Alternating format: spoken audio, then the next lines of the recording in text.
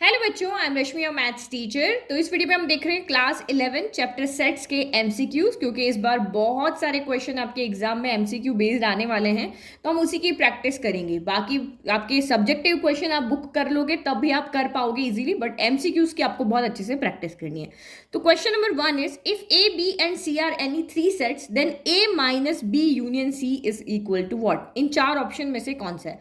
90% बच्चे हैं ना, ये फर्स्ट वाले ऑप्शन ए को यहाँ पे राइट करके आएंगे कि ए माइनस बी फिर यूनियन। तो यहाँ पे डिस्ट्रीब्यूटिव लॉ नहीं लगेगा कि ए माइनस बी के पास चला गया फिर यूनियन एज इट इज और ए माइनस सी हो जाएगा। ये आंसर नहीं है, इसका आंसर है डी आंसर है। अब वो कैसे आंसर है? तो आप यहाँ पे देखो ए माइनस बी यूनियन सी को अगर मैं एक्स ले लूँ तो आप यहाँ पे देखो अगर कोई भी दो सेट है, अगर उसका सब्ट्रैक्शन करते हो तो वो किसके इक्वल होता है?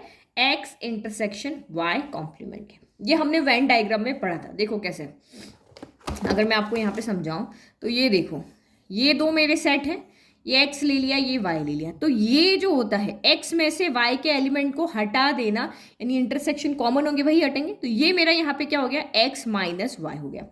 अभी ये मेरा y है, तो ये जो y को छोड़ के जितना भी बचा हुआ है वो सारा यहाँ पे, ये सारा क्या है? y डैश है, y नॉट है। तो यानी अगर मुझे सिर्फ ये चाहिए तो x का y नॉट के साथ में इंटरसेक्शन करोगे तब भी आपका ये आएगा। तो x माइनस वाई को हम यहाँ पे ऐसे भी लिख सकते हैं। अब आप इसको सॉल्व करो तो ये a माइनस और आपका क्या है? b union c। तो a minus b union c को हम यहाँ क्या लिख सकते हैं? a फिर माइनस की जगह हमने लगाया इंटरसेक्शन और इसका क्या हो गया? कॉम्प्लीमेंट। तो b यूनियन c का क्या हो गया? कॉम्प्लीमेंट। अब इसको सॉल्व करो तो ये आपका a as it is, intersection as it is, और कॉम्प्लीमेंट को अंदर लेके जाओगे तो b कॉम्प्लीमेंट हो गया, यूनियन का हो जाएगा इंटरसेक्शन और ये हो गया c कॉम्प्लीमेंट। अब आप यहाँ पे डिस्ट्रीब्यूटिव लॉ लगा सकते हो। तो ये क्या हो जाएगा? a इंटरसेक्शन b कॉम्प्लीमेंट, फिर अगेन इंटरसेक्शन, फिर आपका a इंटरसेक्शन c कॉम्प्लीमेंट। तो b कॉम्प्लीमेंट को हम यहाँ पे क्या लिख सकते हैं? बी, इसको देखो ना, ये हमने डेफिनेशन लिखी ना, एक्स इंटरसेक्शन वाई डैश को हम क्या लिख सकते हैं? X minus y. तो ए इंटरसेक्शन बी डैश को हम यहाँ क्या लिख सकते हैं? A minus B intersection A minus C. तो ये ऑप्शन डी राइट है। ठीक है, याद रहता है तो सीधा देख लो, बाकी एक्सप्लेन करके भी मैंने आपको बता दिया। ये अगर आपने समझ लिया तो कभी भी आप इस चीज़ को नहीं भूलोगे।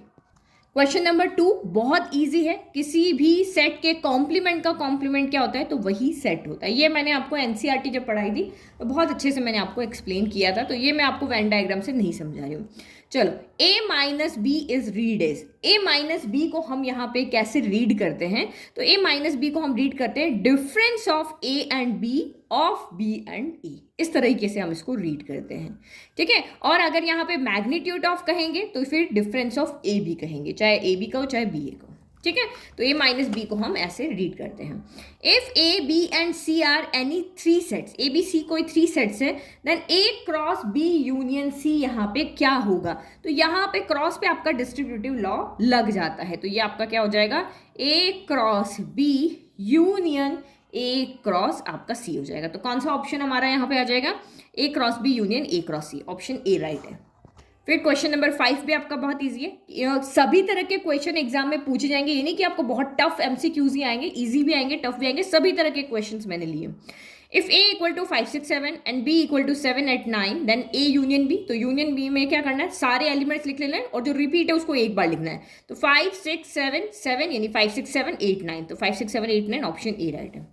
विच of the following sets are null sets? अब आपको बताना है इनमें से कौन से सेट है वो यहाँ पर नल सेट है। तो वन बाय वन हम यहाँ पे देखते हैं। तो फर्स्ट आप यहाँ पे देखो, एक x ऐसा है कि मॉड्यूलस ऑफ x करो तो वो लेस देन 4 होना चाहिए, और x आपका नेचुरल नंबर से आ रहा है। तो यहाँ पे देखो, अगर मैं x की जगह 1 लेती हूँ तो मॉड्यूलस 1 छोटा है, तो यानी कि मेरे, अगर मैं इस सेट को a लेती हूँ तो इस सेट में मेरा 1 आ गया। अगर मैं 2 लेती हूँ तो मोड, क्योंकि नेचुरल नंबर तो 1 2 3 ही लेंगे, तो 1 2 3 इसके अंदर आ जाएंगे, क्योंकि यही 3 नंबर जो होंगे वो 4 से छोटे होंगे, बाकी कोई नंबर नहीं होगा। तो ये नल सेट नहीं। नल सेट का मतलब क्या हो गया कि वो 5, उसमें एक भी एलिमेंट नहीं होना चाहिए, वो एम्प्टी होना चाहिए। फिर 2 एंड 3, तो ये तो कोई सेट ही नहीं है। यहाँ पे क्या है हमें, क्योंकि उसने कहा which of the following sets are null set, तो यहाँ कोई सेट हमारा नहीं है। ठीक है, अगर हम इसका सेट बनाए दोनों को लेकर के तब भी ये हमारा एक ऐसा सेट बनेगा जिसमें 2 एलिमेंट यहाँ पर है। Set of all prime numbers between 15 and 19, तो सेट ऑफ 15 एंड 19 के बीच में क्या क्या आता है? 16 आता है, 17 आता है, 18 आता है। तो दैट मीन्स ये 17 आपका प्राइम नंबर है, तो इसमें भी आपका एक एलिमेंट है। अब यहाँ कह रहे हैं कि x इज ग्रेटर देन 5, तो देखो नंबर लाइन से पता चलेगा, ये 5 है, 4 5, ये 6 लेते हैं। x इज लेस देन 5, तो x इज लेस देन 5 यानी इस तरफ जाना है, x इज ग्रेटर देन 6 यानी इस तरफ जाना है। तो इनके बीच में ऐसा कोई एलिमेंट नहीं है जो दोनों कंडीशन को फुलफिल कर रहा है, तो ये आपका क्या है, नल सेट है। ठीक है, चलो, if r equal to 2 1 4 3 4 5 then range of the function इस फंक्शन की यहाँ पे रेंज क्या होगी, तो जो इनपुट है वो डोमेन होते हैं, जो आउटपुट है वो आपके रेंज होते हैं। तो आउटपुट कौन कौन है, 1 है, 3 है, यहाँ पर 5 है, तो इसका मतलब रेंज आपका ऑप्शन बी आ जाएगा। ठीक है, ये इनपुट मतलब यहाँ से आप कोई भी इक्वेशन आपको दिया, आप एलिमेंट डालोगे, जो यहाँ पे रिजल्ट आएगा उसके साथ हमारा जो सेट बनेगा वो आपका रेंज होता है। The member of the set s equal to x, x is the square of an integer, x एक इंटीजर का स्क्वायर है, and x is less than क्या होना चाहिए, 100 होना चाहिए। तो आपको बताना इसमें से वो कौन सा सेट है। तो देखो यहाँ पर इसने क्या कहा है, the member of the set x is the square of N integer. तो इंटीजर क्या होता है, इंटीजर 0, फिर इधर -1 -2 ऐसे डैश डैश डैश, ये आपके इंटीजर्स होते हैं, 1 2 3 डैश डैश डैश। अब आपको स्क्वायर करना है, तो देखो 0 तो इसमें आएगा ही, तो 0 है, फिर 1 का स्क्वायर 1 नहीं है, चलो कोई बात नहीं। तो देखो ये उस रेशियो से बाहर नहीं जाना चाहिए बस यहाँ पर। तो देखो ये सेट हमारा नहीं आएगा क्योंकि यहाँ पे कहा है 1 का स्क्वायर, तो यहाँ पे है ही नहीं, तो 1 का स्क्वायर नहीं है, तो ये हम नहीं लेंगे। फिर यहाँ देखो 0, फिर -1 या 1 का स्क्वायर करो 1, -2 2 का स्क्वायर करो 4, -3 3 का स्क्वायर करो 9, फिर 4 5 6 7 8 9 81, फिर 10 का करोगे तो 100 आ जाएगा, वो इससे बड़ा हो जाएगा। तो ये ऑप्शन आपका राइट है। फिर यहाँ देखो 0 नहीं है, तो 0 नहीं है, इस वजह से इसको नहीं लेंगे, और यहाँ नहीं लेंगे क्योंकि देखो 0 1 4 9 यहाँ पे सारा कुछ, लेकिन 121 यहाँ पे इस कंडीशन को फुलफिल नहीं करा, तो ऑप्शन बी आपका राइट है। फिर next question number 9, a, b किस तरीके से है कि ए स्क्वायर प्लस बी स्क्वायर अगर आप करोगे तो आंसर 1 आएगा। On the set set the following relation, तो ये आपका किस तरह का रिलेशन है, रिफ्लेक्सिव है, सिमेट्रिक है, नन है, मतलब कोई रिलेशन नहीं है, या रिफ्लेक्सिव एंड ट्रांजिटिव है। तो आप यहाँ पे देखो, हम एक एक रिलेशन को आप यहाँ पे देखते हैं। सबसे पहले अगर आप यहाँ पे देखो, तो हम अगर रिफ्लेक्सिव देखें, अगर हम यहाँ पे रिफ्लेक्सिव देखें, तो रिफ्लेक्सिव में क्या होता है, खुद का खुद से ही रिलेशन होता है। अगर आपने 1 लिया तो 1 का 1 से ही होना चाहिए, 2 लिया तो 2 का 2 से ही होना चाहिए। तो अगर मैं देखो यहाँ a की जगह भी 1 रखूं और b की, क्योंकि 1 1 यहाँ होना चाहिए, 2 2 यहाँ होना चाहिए। ठीक है, तो आप यहाँ देखो, अगर मैं इसकी a की जगह भी 1 रखूं, b की जगह भी 1 रखूं, तो 1 स्क्वायर प्लस 1 स्क्वायर क्या हो जाएगा, 2 हो जाएगा, बट 2 यहाँ पे इक्वल नॉट इक्वल 1, तो दैट मीन्स ये रिफ्लेक्सिव तो नहीं है, क्योंकि 1 का 1 के साथ रिलेशन नहीं आ रहा है, क्योंकि ए की जगह 1 रखे, बी की जगह 1 रखे, तो ये कंडीशन आपकी यहाँ पर ट्रू नहीं हो रही है। अब सिमेट्रिक में आपका यहाँ पे क्या होता है, सिमेट्रिक के अंदर आपका अगर a कॉमा बी वहां पर है तो b कॉमा ए भी वहां पर होना चाहिए। तो ऑब्वियस होगा, एडिशन तो आपका रूल फॉलो करता है कि उसमें ऑर्डर मैटर नहीं करता है। अगर मैं इनका सम करूं, या इसको पहले रखूं इसको बाद में रखूं, या इसको पहले रखूं इसको बाद में रखूं, आंसर तो मेरा आने ही वाला है, सेम ही आंसर आएगा।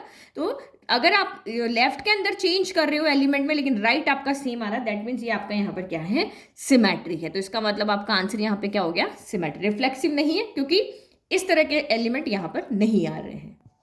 नाउ क्वेश्चन नंबर 10 देखो, 2 finite sets have n and m element.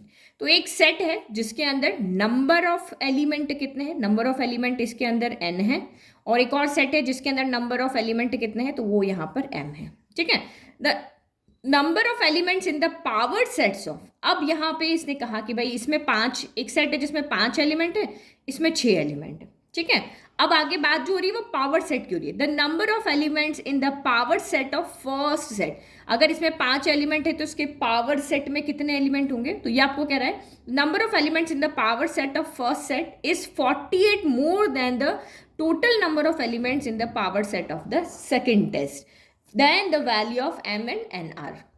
तो देखो किसी भी सेट के अंदर n एलिमेंट है तो उसकी पावर सेट में 2 पावर n एलिमेंट्स होंगे। इस सेट में अगर m एलिमेंट है तो इसके पावर सेट में 2 पावर m एलिमेंट होंगे। तो अकॉर्डिंग को अगर इस इक्वेशन के अकॉर्डिंग जाए, अकॉर्डिंग टू क्वेश्चन चलें, तो फर्स्ट सेट के अंदर जितने पावर सेट के अंदर जितने एलिमेंट हैं is 48 more than the total number of element in the power set of second test. तो ये कितना हो जाएगा, 48 प्लस 2 पावर m हो जाएगा। ठीक है, तो आप चाहो तो इसमें n m है ना, तो इसको स्मॉल कर दो, है ना, क्योंकि सेम ना लेकर के हम छोटा ले लेते हैं, तो इसमें n हो जाएंगे, इसमें m ले लेते हैं, जितने एलिमेंट्स। अब इसको सॉल्व कर लो, तो ये देखो 2 पावर ये n और ये -2m इक्वल टू 48 हो गया। अब एक इक्वेशन है, दो वेरिएबल की वैल्यू लानी, तो कैसे लेकर के आएंगे? तो हम इसको इस तरह से अरेंज कर देते हैं, 48 को इस तरीके से अरेंज कर देते हैं कि हमें यहाँ से दोनों की वैल्यू मिल जाए। तो 48 को मैं यहाँ पे क्या लिख सकती हूँ, 64 - 16, यानी 2 की पावर में ही आना चाहिए। 64 - 16 कितना होता है, 48 होता है। तो 64 को हम 2 पावर 6 लिखते हैं, 14 को हम 2 पावर 4 लिखते हैं। तो n कितना आ गया, 6 आ गया, m कितना आ गया, 4 आ गया। तो ये 6 और 4 आपका आंसर हो जाएगा। अदरवाइज आप इसको कैसे सॉल्व करोगे? सॉल्व तो कुछ होगा नहीं, मल्टीप्लाई में होते, डिवाइड में होते, तब तो हम यहाँ पे 2 पावर को कॉमन ले सकते थे, बट यहाँ नहीं ले सकते। ठीक है, फिर the range of the function f(x) equal to 3x - 2। तो ये आपको कह रहा है कि भाई इस फंक्शन की आप यहाँ पे रेंज बताओ।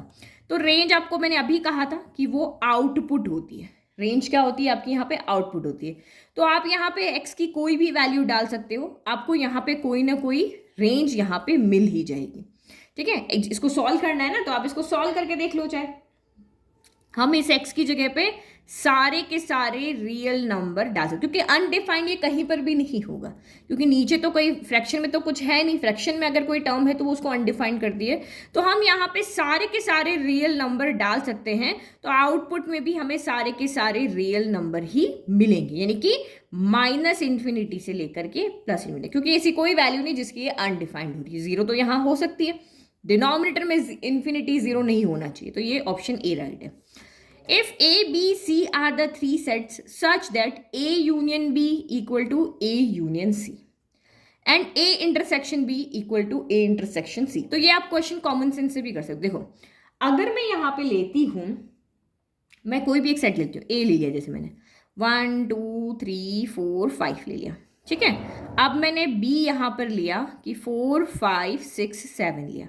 अब ये कह रहा है कि A यूनियन B करो और A यूनियन C करो, सेम आना चाहिए। तो A यूनियन B कितना आएगा, 1 2 3 4 5 6 7 आएगा। तो A यूनियन C भी वही आना चाहिए, 1 2 3 4 5 6 7 ही आना चाहिए। तो वो कब आएगा, जब C और B क्या होंगे, सेम होंगे। जब ये दोनों सेम होंगे तभी तो इनका यूनियन सेम आएगा और तभी इनका इंटरसेक्शन सेम आएगा। तो इसका मतलब क्या होना चाहिए, B एंड C आपके यहाँ पे इक्वल होने चाहिए। आप खुद एग्जाम्पल के अंदर कोई भी रख के देख लो, तो B और C आपके इक्वल होंगे, तब भी ये पॉसिबल है कि दोनों का यूनियन सेम आए या फिर दोनों का इंटरसेक्शन सेम आए। चलो नेक्स्ट क्वेश्चन नंबर 13।